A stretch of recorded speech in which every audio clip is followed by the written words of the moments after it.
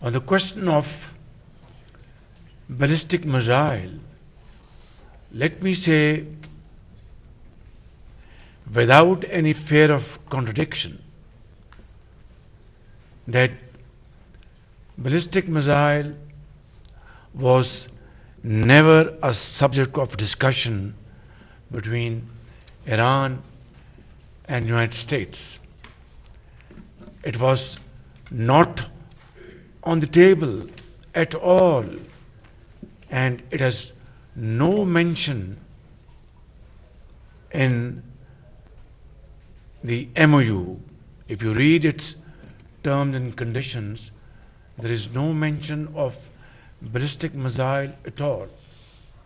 So I want to make this point clear without any ambiguity. And above all, if Iran, our brotherly country, has ballistic missile only for their defense purposes, there are many other countries around the globe who have such missiles in the stockpile. So why object to Iran's ballistic missile? This would amount to a controversy which will generate